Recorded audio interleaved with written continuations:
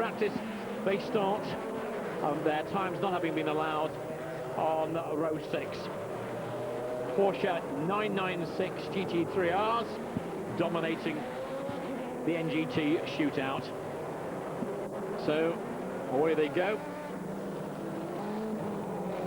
Wind round this circle, ready for the start of the FIA 2001 GT Championship race.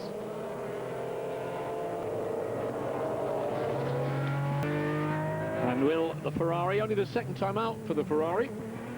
It's, you know, I mean, it's great to see them on pole already, you know. They've obviously done a lot of testing with the car.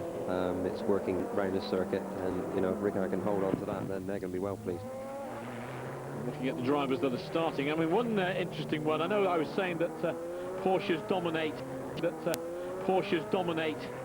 the NGT class. Of course, there's been complaining all weekend, as David Terrien, about the pace of his Ferrari 360 Modern. He didn't even make the shootout. He didn't even make the Super Pole competition. So that will be interesting to see how David Terrien fares with the JMB competition Ferrari 360 Modena in NGT. Julian Bailey, row 2. Bichou and Belloc, champions-elect, row 3. Now, good pairing there, Campbell Walter, Tom Coronel. Yeah, I'm not, don't know Campbell Walter too much, but Tom Coronel's a good friend. You know, both quick drivers. They should be, you know, looking for a good race this weekend. Steve O'Rourke on row 5, showing that Porsche with Tim Sugden. Nia Amelin with Stefano Telli. A bit further back, Marc Duez coming into the competition with Manuel Raspetti. Boris Driesberg, nice to see him involved in the competition on row 8. And there's father and son involved in one of the teams here.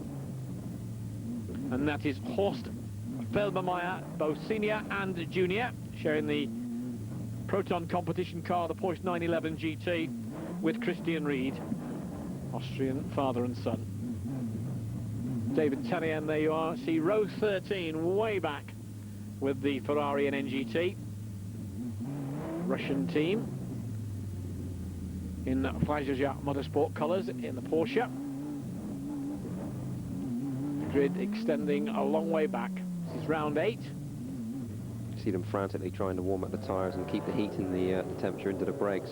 It's a big problem when they come to the first corner if they hit the brake pedal and there's no brakes there, so they've got to keep accelerating and keep the left foot pumping on the brake pedal just to try and generate the heat into the discs. Well, the Ferrari out of our vision at the moment. Young Bleekemolen, here on Bleekemolen, sharing that car with another with an awful lot of experience, Mike Hasemans, won here last year, but now in a Chrysler Viper. There's the car of Bichou. The Paul Belmondo cars, 11 and 12. Very slow rolling lap. And now the pole car is supposed to control the pace as they come round onto the, well, they're onto the start-finish straight. There's a third lister out, but more on that with Jean-Pierre Jarier down a little bump, as if to say, you know, let's sort this out almost before the start. But that Ferrari is away very, very quickly. And Ricard Rydell with the lead into the first corner, and in fact the first two got a good move there. It's Campbell Walter is back in, what, 6th place at the moment. Julian Bailey in 3rd position as they all go safely through the first corner. We're on board with Jeroen Bleekemolen, the Dutch driver with the Chrysler Viper, but he's a Dutch driver who's looking ahead to the Ferrari, the Banbury-based Peugeot Ferrari, who are looking for their first victory. Ricard Rydell will share it with the Dutchman Peter Cox, the car that is, and Bleekemolen, who was fastest in qualifying before the Super Pole competition, is in 2nd place. Julian Bailey in 3rd. The other Lister Storm just moving up into 5th place there. So Jamie Campbell Walter on the march already. And that is Sebastian Bleekemolen, who has started the race in the other Team Car Sport Honda car, the other Chrysler Viper. But straight To the front then went the man in pole position, Ricard Rydell. And that Ferrari seems quite a machine. It's working well, yeah. Ricard's obviously pushing very hard. The car's doing exactly what he wants it to do, and if he can just keep edging out that gap, then you know, he's going to be looking good for the first pit stops. That, of course, is going to be very much a customer car. Dave Richards was saying at the last round, there's somebody out there that wants to get Jamie Davis into a car rather than in our studio. You can buy one of those and stick it. Would you like to be in that one? Most definitely, yeah. Nothing like driving a Ferrari, maybe. Exactly. The very word conjures up the imagination. But the Chrysler Vipers will have their say undoubtedly too. Julian Bailey still with third spot. So it's Ferrari at the moment. Leading from Chrysler Viper. From Lister Storm. From Chrysler Viper, from Lister Storm, from Chrysler Viper. They're all in there, aren't they? Yeah, Sebastian Bleekemolen in 6th place at the moment, but it's the young 19-year-old Bleekemolen who shared this car with Mike Hazemans. 3 Bleekemolens out there. This one, a very quick young one. And Julian Bailey is a little bit nearer to him on that lap. And Bouchou, who is only 6th fastest in qualifying before the Super Pole and then moved up a bit to 4th, he's going to be under pressure very shortly from Jamie Campbell-Walter, I think. That's right, that's right. He's obviously got to be careful. He just needs to keep scoring points. He's obviously taken the championship already, but just needs to be out there and just keep the car safe, really, and just keep it moving forward. Apparently, according to some of the rules, he just needs to make sure he doesn't catch flu or anything. Right, yeah, that's right. One of the rounds. That's Pity right. after doing so much hard work to clinch a championship after round 7. Now, it looks to me... Definitely closing a bit. Yeah, Bailey is getting closer all the time to Jan Bleekemolen. But while Bleekemolen has to defend the situation, allows free road for the Ferrari, who can concentrate on just driving the circuit. Yeah, I mean, again, as we've said before, you know, those two... Campbell-Walter down the inside, looking for the door, firmly shut in his face. Yeah, he wasn't really there. The move wasn't on at that point. You know, it may have been sussing out the situation for later on, but the problem with that is if you show your hand, then the guy in front obviously knows where to block in the future. So, you know, you want to do a surprise attack if you're going to get them there. Sebastian Bleekemolen almost benefiting from that as well, because he was able to put in an immediate challenge on Jamie Campbell-Walter, who's now got to claw his way away from him and back up to Bouchou. The French driver at the moment. Big lock up there. Yeah, big lock up with a number 7 car. But, well, Julian Bailey is now all over young Bleekemolen. And Bailey wants through. The lights are on. He's in there. The lights are on the car of Jamie Campbell-Walter as well. So the 2 Lister Storms away from the lead at the moment, but both clearly wanting to move up the field. If anything, Bleekemolen held out a little bit on that lap. But Campbell-Walter could be in a position to challenge Sebastian Bleekemolen very shortly. Sebastian, who will share the car with Michael Bleekemolen. Well, we've got a long race ahead. How many laps do you think they'll be before they make the change? Oh, I would imagine they're going to be getting maybe around lap 40 or something like that before, depends on what mileage they're getting on the fuel, what the situation of the tyres are, but I'd imagine 40 laps or so into the race, they're going to be looking at the first pit stops. There's just half a second between the 2nd and 3rd place man, Viper of Jan Bleekemolen and Julian Bailey, but there's a much bigger gap than that from Bleekemolen to the Ferrari, who has the lead. Ricard Rydell, a man with an awful lot of experience, a car that's being developed. 1:31.080, fastest lap there. We're aboard with Rydell. And those of us who haven't got the luxury of being racing drivers like Jamie Davis, or having the money to buy a car like this, can at least enjoy the ride. I'm sure Ricard Rydell is enjoying it at the moment. Back into the pits, that's the GT2 car, the 911 GT2 car. It's Marco Spinelli. Although Marco Spinelli will be the 2nd driver of that. It was Gabriele Sabatini, who went in there. We'll see what happens with that car just a little bit later on, but that's the first one to make a visit into the pits. Certainly not a scheduled one. We're back aboard the Ferrari. Another unscheduled pit stop there. And that is for one of the Russians, Alex Vasiliev, in the Fia Gt Racing Porsche 993 GT3. In a way, with so many Porsche 993s, you know, great cars, I know they are, and great to see them racing, and they're racing in Britain as well, in the Porsche Cup. But it's nice to see other marques coming out like the Ferrari in the category as well. That's right, it keeps Porsche on their toes. And David Terrien will be hoping that he can make it work. Jamie Campbell-Walter has made it work. He's moved up to 4th place. Got Place Bouchou. Saying he didn't know an awful lot about Jamie Campbell-Walter, as we were saying yesterday, came to fame really after single-seaters in TBRs, which he, you know, just drives like he was born in the TBR. Yeah. With started with Colin Blow Motorsport. Or didn't start actually with Colin Blow Motorsport. It's when he went to Colin Blow Motorsport, it's really started to get quicker and quicker. I can remember Jamie Campbell-Walter from back in karting, and I used to race against him then, but he chose a different route. Didn't go out through the single-seaters, gone to more the saloon car way, and now he's, you know, obviously in this championship racing this year. But last year, of course, won it. That's right. So this year it hasn't gone as well for the Lister Storm team.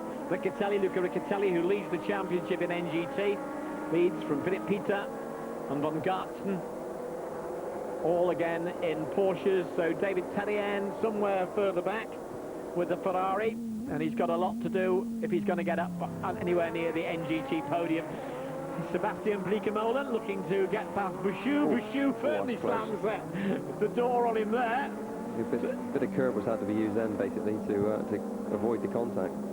And you can see now Lister Storm from Lister Storm as that battle continues there for 5th place. Definitely trying.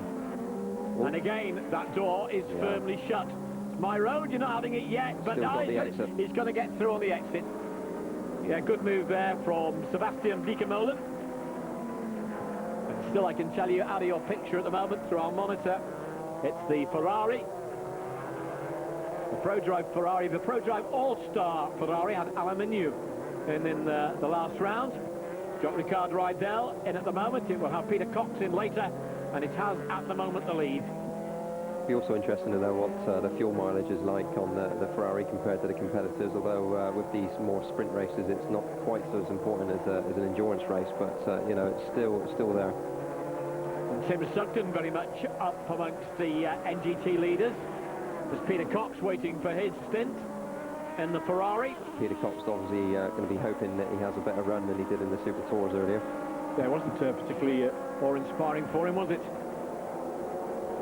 Cox, who lies second in that Super Touring Championship, or Super Production Touring Championship, we should say. Rydell now with a 1.4 second gap from him and Jeroen Bleekemolen, then Julian Bailey, about half a second separating the two of them there, and we'll rejoin the FIA GT battle and the Ferrari versus the Lister Storm versus the Chrysler Viper and the rest in just a few seconds.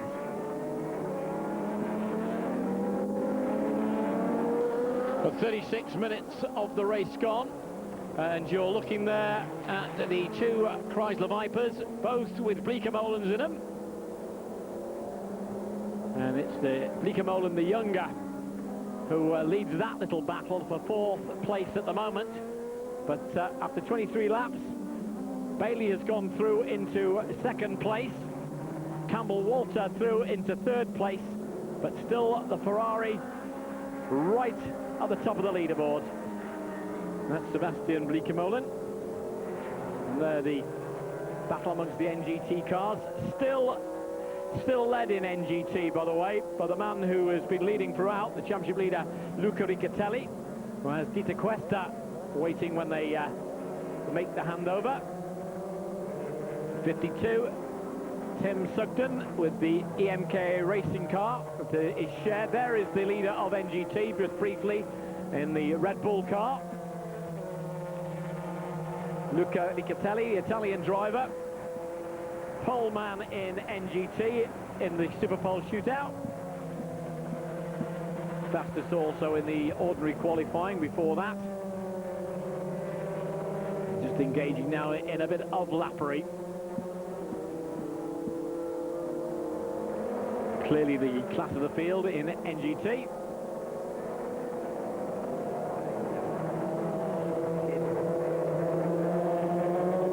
And that machine really working quite beautifully.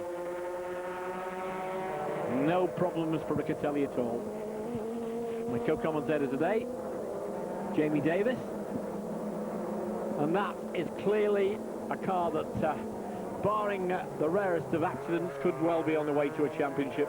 Not only a win in this race, but also a win in the major championship. There's one of the Ferrari 360 Modenas, or Modenas. And it's the other one that David Tellien is in. Paul Belmondo, just going through before. Two Paul Belmondo racing cars.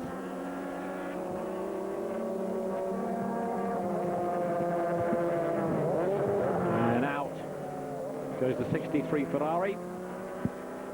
Andrea Gabagnaty. I don't know whether they actually made the driver change there. There's Lister Storm. Second and third position at the moment. Still the Ferrari of Rydell, who will be, when he pits, possibly at this, not too long away from now, be letting Peter Cox into the car. Good combination, Rydell and the experienced Cox as well. Yeah, I think so, yeah. It's got two experienced guys in there. They obviously know how to win races. They know what the situation is, and they're both going to be teaming up well, pushing hard. And, you know, they're going to be looking at a win this weekend. I was talking about Riccatelli before. I mean, that Red Bull car has got a 14-point lead in the championship, got a good lead here, was the fastest in the Superpole competition. Driver and car, obviously, car well set up, and driver a great combination. Yeah, great combination. Obviously, the team have obviously done a great job with the setup on the car. They've done a good preparation. You know, then with a driver as well who can consistently score the points and keep the car on the road, then you know, you're looking at a good situation for the championship. Running overall 11, leader of the NGT category, and there is Julian Bailey. So Bailey and Campbell Walter in second and third place. 57, who we saw briefly there, Stefano Telli. Back with Julian Bailey.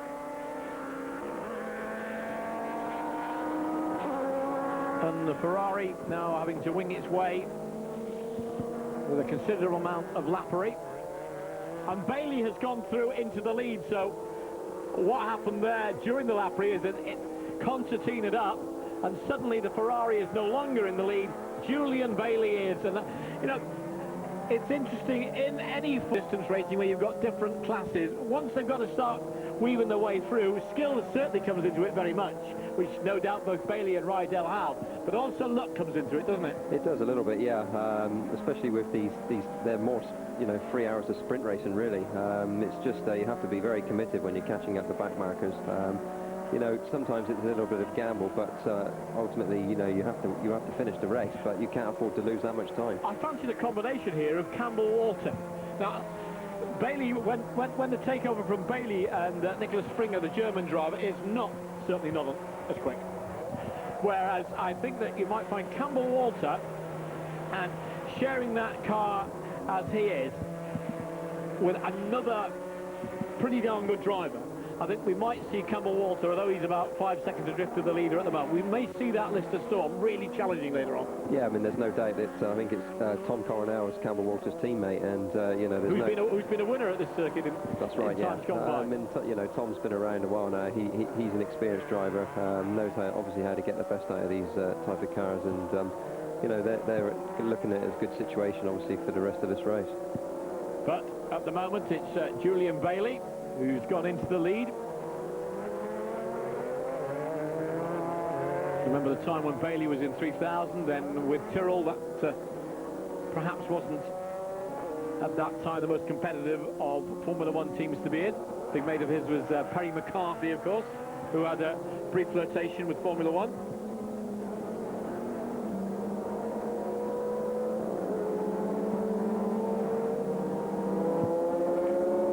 Still Julian Bailey, who later will hand over to Nicholas Springer. Goes past Barbini there.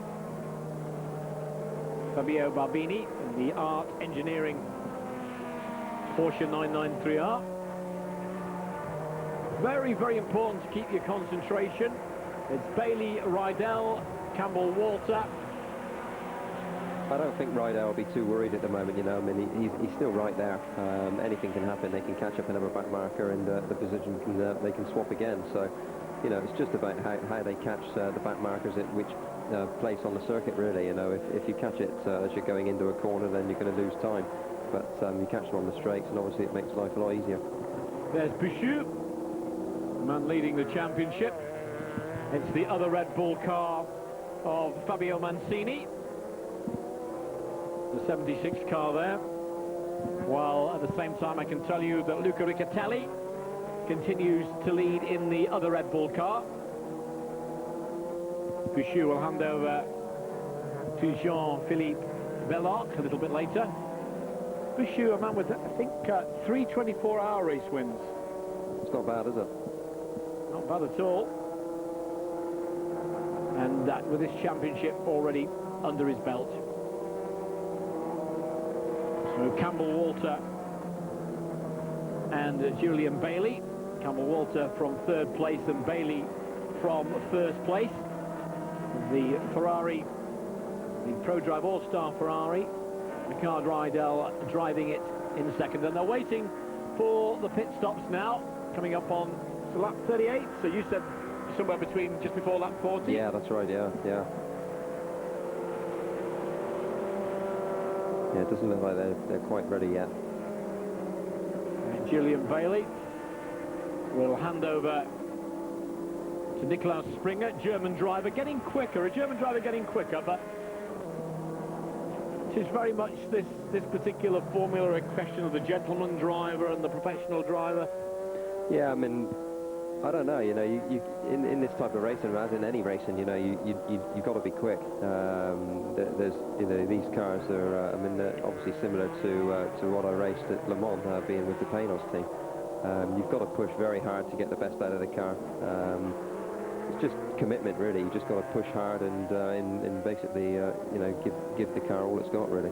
Just 0.6 of a second now. Rydell has benefited either in traffic or Rydell, as you said before, is just taking it easy, keeping his powder dry, and we'll find out more about that Ferrari challenge right after these.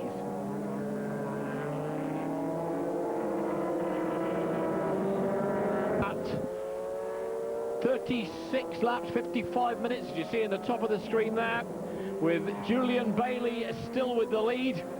The Ferrari in second place of Ricard Rydell. Pit stops very shortly, I'm sure, to be made. Yes, they're waiting in the Ferrari pit there. Ferrari team are ready, yeah. Now, these aren't like Formula One pit stops at all. I mean, there is a limited amount of personnel able to be used. They've got to put the fuel in first. They can't touch the tyres until they put the fuel in. Pit stops regularly about a minute, unless something goes wrong, and they could be longer. Very little of a gap between Bailey and Ricard Rydell. Lister Storm from Ferrari. Jamie Campbell-Walter just a bit behind the Ferrari, as well as the Ferrari comes into the pits. And I think they'll make the driver change as well. Peter Cox, who, as we were saying before, be hoping for a much better race than his super production race, where it all ended very early for him. He'll take over from Ricard Rydell. Obviously, these pit stops are not as fast as Formula One, but just as critical, you know. Did we? Yeah, I think we saw the Lister Storm go in as well at the same time. So Bailey into the pits at the same time. Be interested to see which one comes out first. And Campbell-Walter, I can tell you that I think Campbell-Walter, we're getting news from the pit road down there. I think he's headed in as also. Yeah. So the Lister Storm's in. The Ferrari's in. That's Bailey. And now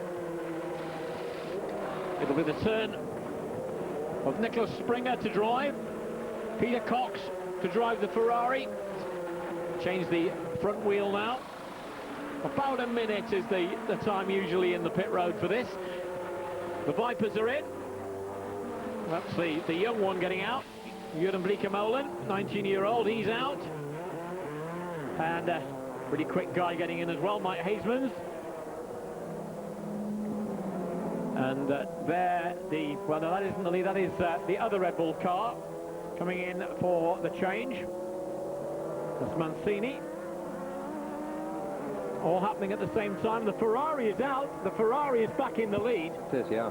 The Ferrari is back with what looks like a considerable lead. It does, yeah. There's Bailey coming out now, and he's still got to come out. He's now out of the pit, but it's the car of Bailey.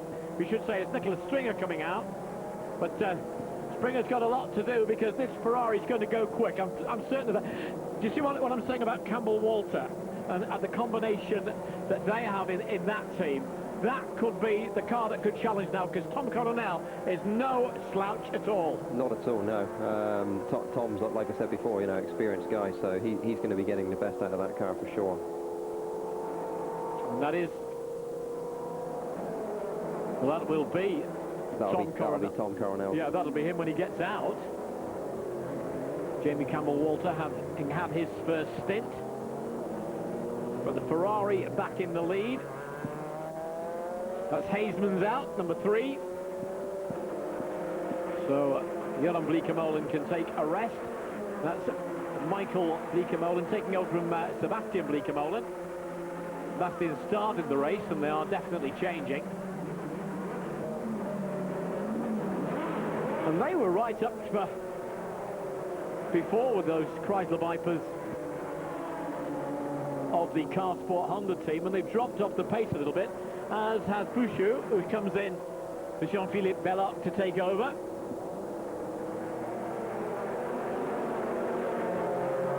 Marc Duez with the other Ferrari. Oof, anywhere will do with that wheel. Rather won't if it starts to roll away.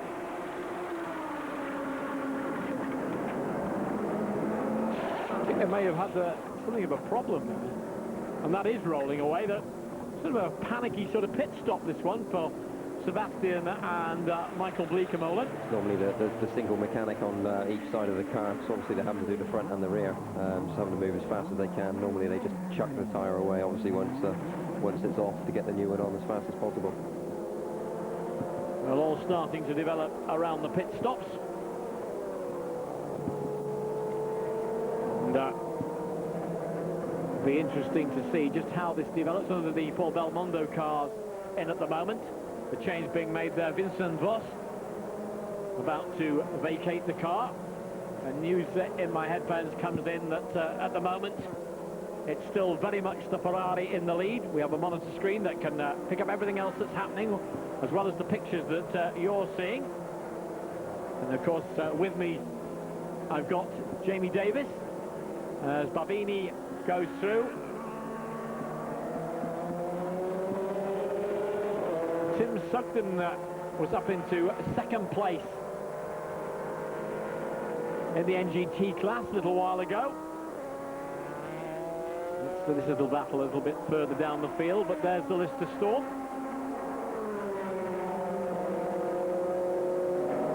And that isn't, of course, the Ferrari, though red it is.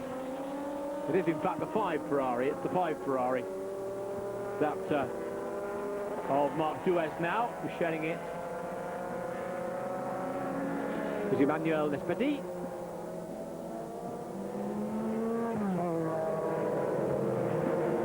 And there is Tom Coronel, who's got a bit of work to do as the 12th car exit the pits.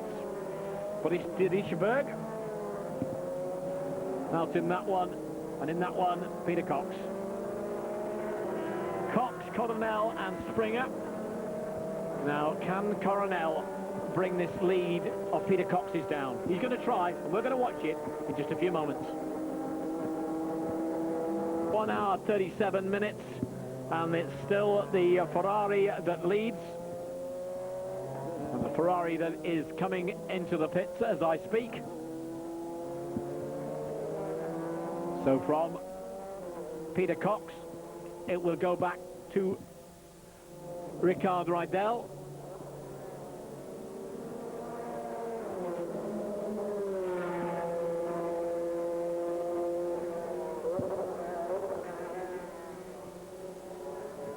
It is 1 hour 37 minutes.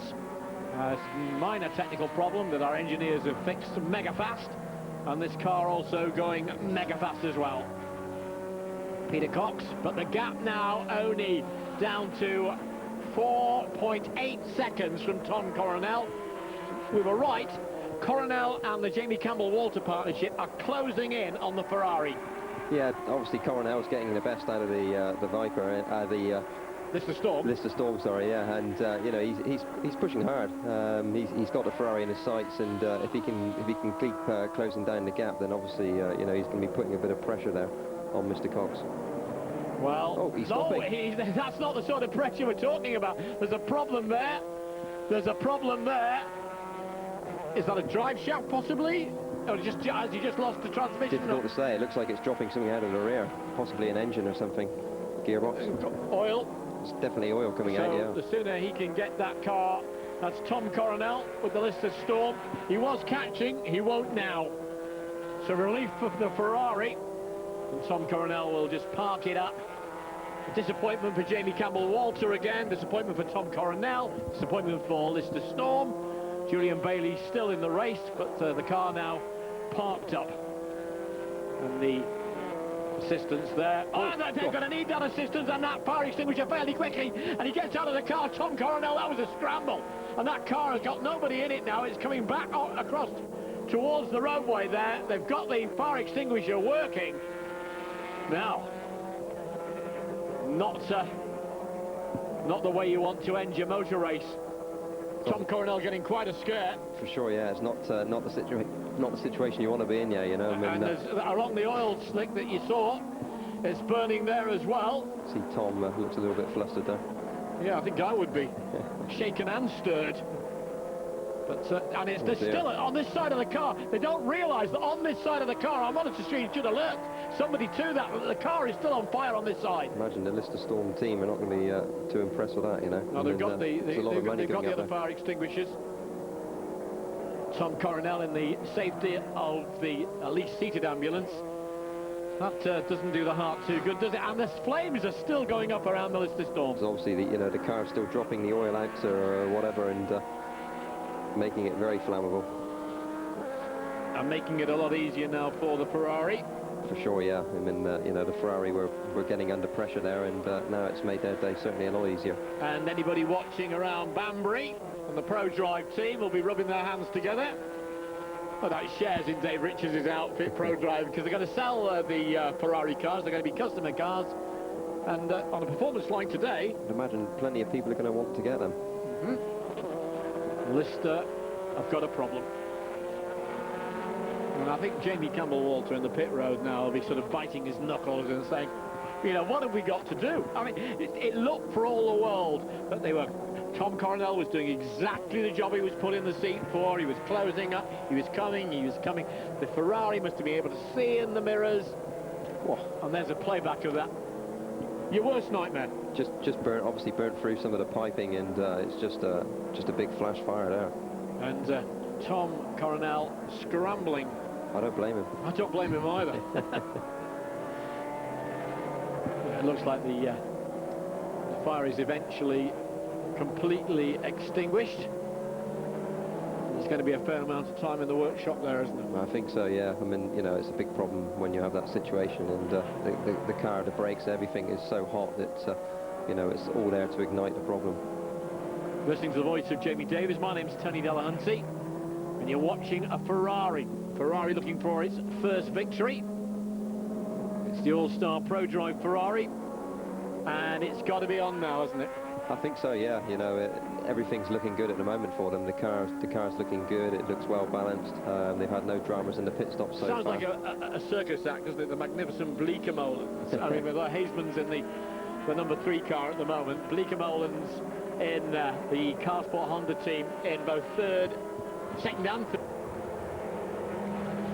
And Nicholas Springer not really able as yet to get right up with the sort of pace that's necessary for this after the challenge that Julian Bailey had really made. That's right. I mean, you know, maybe just a bit more running with the car, just to try and get that little bit more out of it.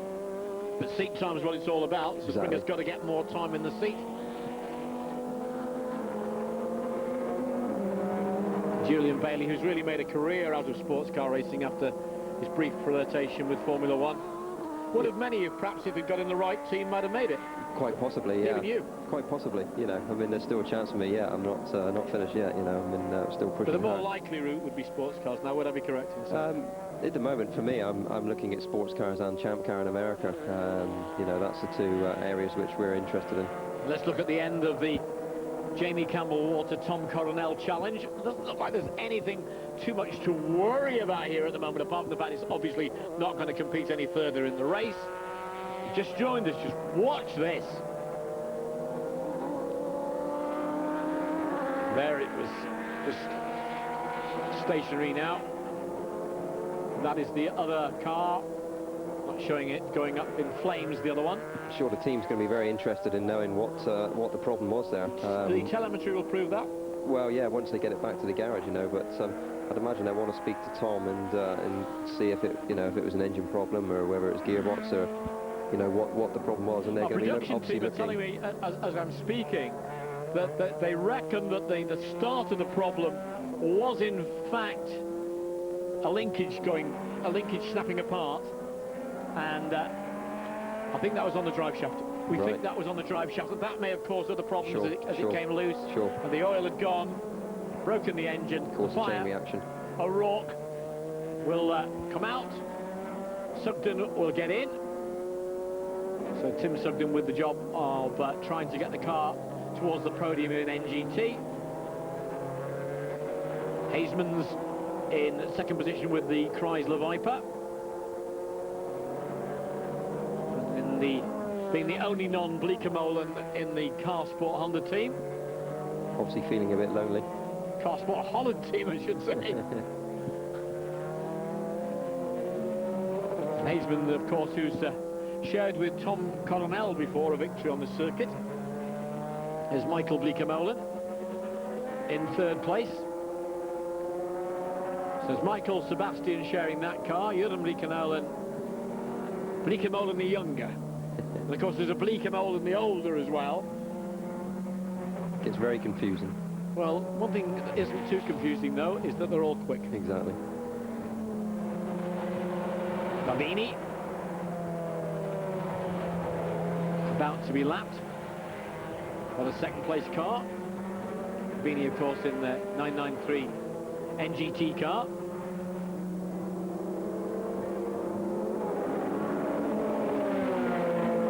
And you know, anything could happen yet. The reliability, although the Ferrari was tested, I think, at full race distance at Dijon before this event, and the reliability not seeming to be a problem either. That's right. Most of the teams, obviously, you know, these cars have been tested and tested and tested. So, you know, they quite often do race distances just to see what the problems are. I mean, the design which goes into the car is, you know, it's a lot of work in the background which most people don't get to see.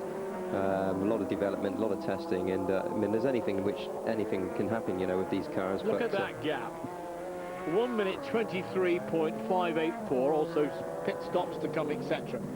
The Ferrari is now literally dominating this race. It is really now, yeah. You know, the challenge was there from the Lister, but obviously now that one's out. It's looking good for them now. And they're into the pit road for the change. I think that's just simply for the change to go back to Ricard Rydell. Both these drivers, by the way, Peter Cox and Ricard Rydell, with a little bit of a back problem at the moment, so this could be telling on them as well. But it's had a very good lead indeed. Almost lapped the entire field before this change.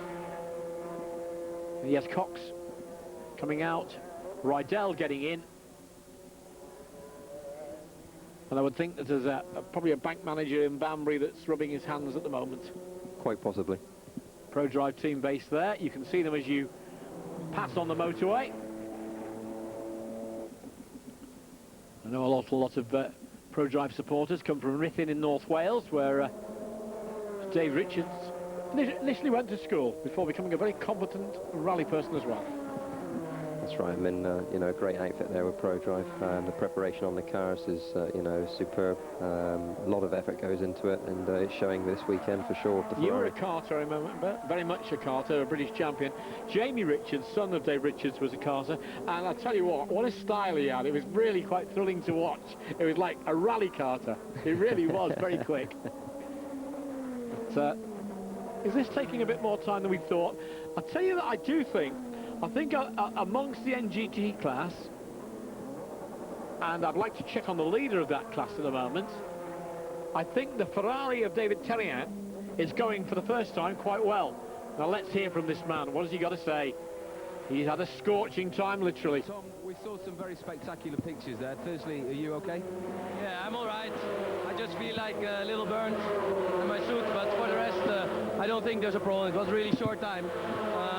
I could smell the fuel because the prop shaft broke, and I could feel the vibration coming. It was already some laps before. I already radioed, and then it just broke. But yeah, then I could hear the fuel. But at first I had to put all the buttons down because otherwise it keeps on spraying fuel. And then I got out of the car. Yeah, it's a pity because we were catching up the leaders. We were nearly there. Thanks, Tom. Tom Coronel, what an experience for him. And, you know, from the possibility of victory to disaster, really. It's not the situation you want, obviously.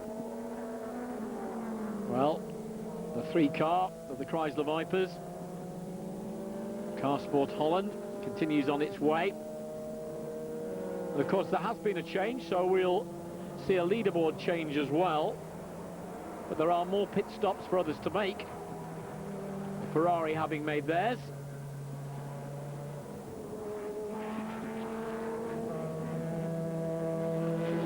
Very much a team effort, this type of racing, not just the drivers there as well. I mean, the technical people having to keep the check on all the time, download the data, make sure it works. The Chrysler Viper's working, but in a short space of time, this Ferrari has really got its act together. Yeah, you know, obviously the car's a good base to work from right from the beginning, having you know, the Ferrari background, and you know, they've got a good piece of equipment to work from, and you know, they've worked on that well. They've produced the car now which is capable of winning races, so you know, it's all credit to Pro-Drive. Don't forget victories earlier if you've only joined us recently.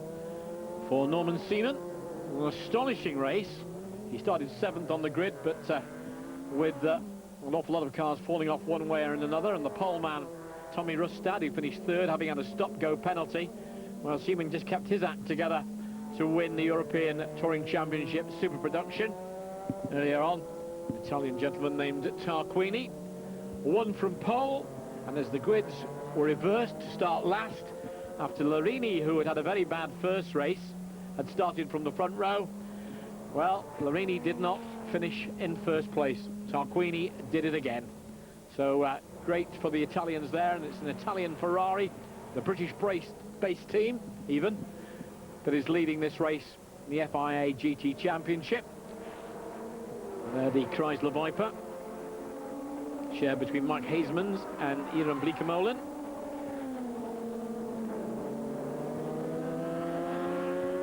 Beautiful day. And from most of the positions on this track, I think the spectators can see it all the way around. It's quite a good viewing circuit, actually. If you just stand there in the grandstands at the Castrol Curve, then you can see most of the circuit. So, you know, in that respect, it's good for the spectators. There's the championship leader just passing. Jean-Philippe Belloc in the car of Christophe Pichou. And there now Sebastian of the Bleekemolens in car 4. They have 2nd and 3rd place. Julian Bailey will get another stint before too long, if we haven't actually missed that at the moment, with keeping up with the front leading battle. Sebastian Bleekemolen with a fairly lonely road ahead of him. Got the company of one of the NGT cars. They have a Ferrari filling in mirrors pretty soon. So Hasemans is 19.6 seconds ahead at the moment in that number 3 car of Ricard Rydell. Rydell will pull him in at about half a second or more a lap. No, 3/4 of a second a lap probably. Pit stop. Exactly. Will this Ferrari get its first victory at the A1 ring? It's lying in second place at the moment, the gap just under the 19 seconds now. If you want to find out, only one place to be. Stay with us. We'll take you to the conclusion right after the break. On board, Rydell with the lead. Just counting down on the clock in that top corner of your screen on the left-hand side. Just over 10 minutes to go. And quite a splattered screen there. Peter Cox waiting there, looking at the computer. Nervous time when you're the co-driver. Nervous time, I suppose, when you're the driver. Yeah, I mean, this is the time as a driver where you start hearing all of the noises, which probably are not anything to worry about. But when you're in this situation, you know, you're always concerned with any type of noise from the engine or gearbox or, you know, any of the transmissions. So, you know, Ricard's going to be concentrating on that, but also just trying to keep the car smooth. And, you know, with these 10 minutes to run, then he's looking in good shape, really. Bleekemolen in second place. Jeroen Bleekemolen. Oh, and that is Bouchou, who's won the championship. Can also, yeah, anyone can make a mistake. He's a little bit further back down the field, but I don't think he's too worried about that. Just get through to the finish. And the Rydell-Cox partnership, with less than 10 minutes to go, likely to win the race, if not, of course, the championship, because that will be Bouchou and Bellox with the Chrysler Viper. Little lights on there at the front.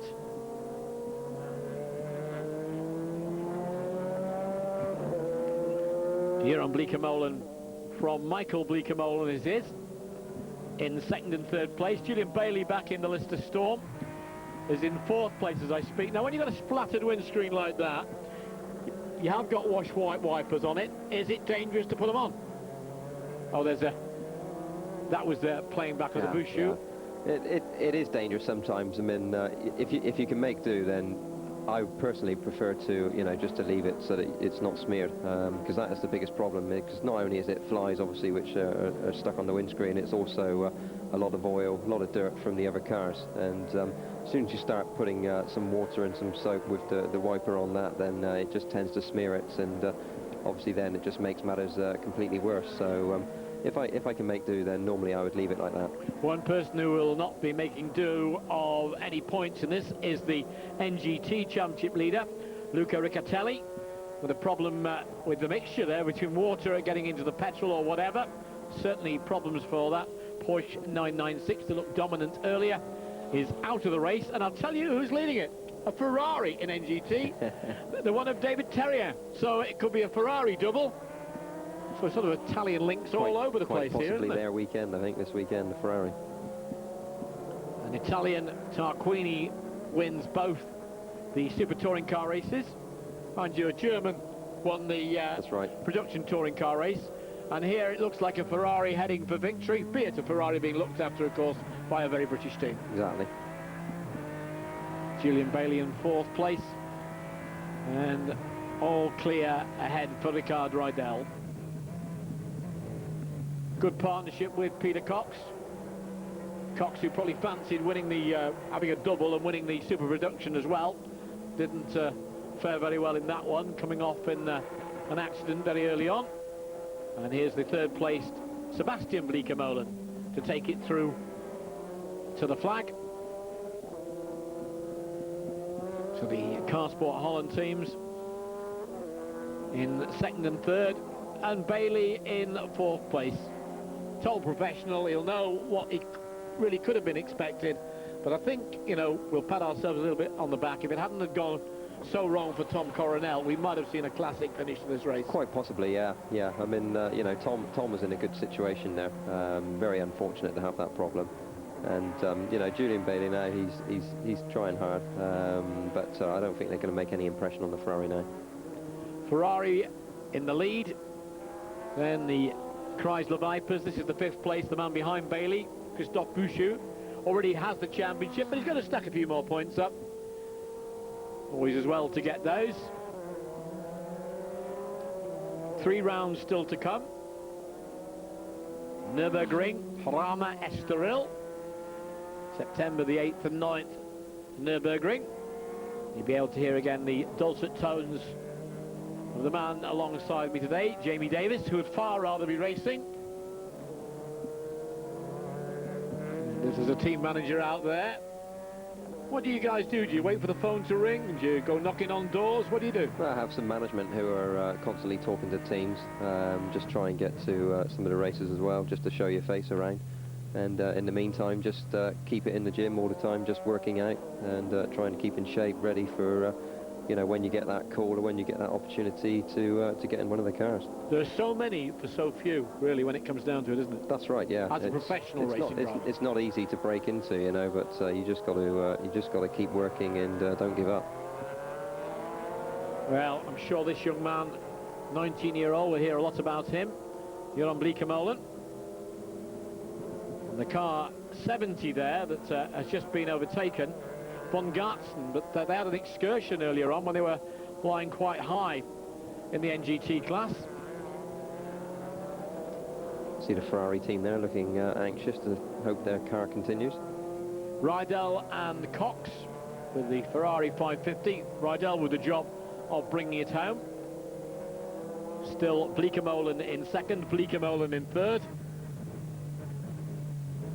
That's Jeroen from Sebastian. Julian Bailey in 4th place. Christophe Bouchou in 5th position. Gattori, who shares with David Terrien.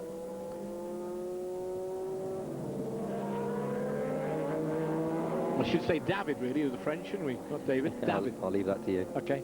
I thought David was Welsh. Well, it's the Gaelic, isn't it? So Ferrari leading in both NGT and overall in the race. And from Niamarim, a gap of 7.654 seconds. And Luca Riccatelli, who had been leading in his Porsche 996 GT3R, must be saying to himself, well, this was my race, and it isn't. Very frustrating. And the clock ticking away. And Rydell now just making sure he gets everything right. Nicholas Larini could give him perhaps a bit of advice now, couldn't he? Please. Don't want to remind Nicholas too much about that, but he went off when it looked like he had an unassailable lead. Yeah, I mean, that's not what you want to do, you know. It doesn't really need to try that hard now. Just needs to bring it home.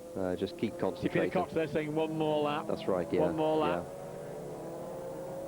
Well, there's more than one car packed up on the very last one. We're riding with Ricard Rydell.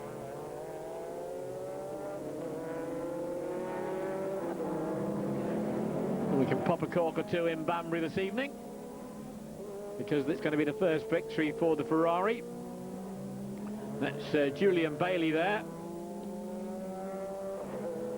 Has Julian just unlapped himself? Maybe the Ferrari has just eased back a bit, turned the wick down a little bit. Waiting to celebrate, big smile on Peter Cox's face. Never yet, never yet. Wait until the flag has dropped. 3 hours of FIA, and on the cards it looks like the red car. I think it's possible he's actually just backing off to make it to the 3 hours. Well, that's right, because if there's nothing he needs to do, there's fair gap, I think about 40 seconds, something like that. Exactly. Between he and the second place man. And the... no need to do one more lap if they don't need to. And the Team Car Sport Honda cars of the Bleekermolens, shared with one other, Mr. Haysmans. They could be pretty happy too, but as concerned look there, it is the last lap. Didn't quite make it. I think they've got to do one more. For Peter Cox, the Dutchman. Very competent Dutchman in both touring cars, in the production touring cars. and also in the GT cars as well. And it's Rickard Rydell, the Swede, with less than a mile now to go to the checkered flag. You say the hardest one is the last one? Driving very careful there. Just not using any revs on the engine, braking incredibly early there. You just feather it now, don't you? Just coasting it home. Let's take it home. Driving about 8/10 now. Oh, for sure. Probably less than that. Many of us will never, ever, at anything, have the thrill of winning. What does it feel like at a serious level, like you've been, Jamie? It's you know, a great feeling. It's just a big adrenaline rush, and you know, once you've tasted it, you want more. It's you know, you certainly do, don't you? For sure, yeah. You know, I mean, we're pushing forward, trying to get a deal for next season. Good luck to Jamie Davis in that. And luck to the Ferrari team here. Call it the Pro Drive All-Stars, and on this day, it doesn't belie the name. Exactly. And there's the checkered flag. Rydell goes across. There's the delight. 2 races. The second one, a victory. Rickard Rydell. Peter Cox at the A1 ring. Good day, too, for the Bleecker Molens. Ala Hazeman with them. You're on Bleecker Molen, who was second fastest and effectively the grid decider between the top 6, after having qualified quickest before that top 6 selected itself to go into that shootout. He finishes in second place. And we'll see Sebastian Bleecker Molen shortly. Comes through in third. Julian Bailey with the surviving Lister Storm. The other Lister Storm, oh, Bouchou is not finished. Oh, he's pulled across. No, he's not finished. He's not finished on the last lap. He hadn't pulled across. David Terrien is going to finish. Pescatori in the car. It is Ferrari who are going to win. Unless this guy does something wrong now and proves me a bigger idiot than maybe some that really know. I think he could almost, I am already. almost coast from there now. Yeah, he can take it home. Oh, I mean, he must be counting his lucky stars as well. He was saying, we're down on power, can't do this, car won't do that, we don't know what's going wrong. Nothing's going wrong now. Maybe Luca Riccatelli, the Italian, had to retire. David Terrien will be watching from the pit road as Christian Pescatori wins NGT, and the Ferrari confirmation, Rydell and Peter Cox from the 2 Bleecker Molen cars, and Nicholas Springer with, of course, Julian Bailey. Bouchou classified 5th. David Terrien finishing 8th overall, also winning GTN. Stefano Telli up there as well. 11th overall, Steve O'Rourke, Tim Sugden. It's the end of it, really. So Duez is in 3rd place in the championship. You can see Belloc and Bouchou there, as we've been saying throughout the programme. 2 French drivers already got the championship well and truly won. Bleecker Molens are up there as well. Jamie Campbell-Walter, after doing so well this year, what bad luck he's having. You know, it's a back marker in the last race. This one, car goes up in smoke. Lister Storm back in 31 points in 3rd equal. Walter having to start down on the 10th row.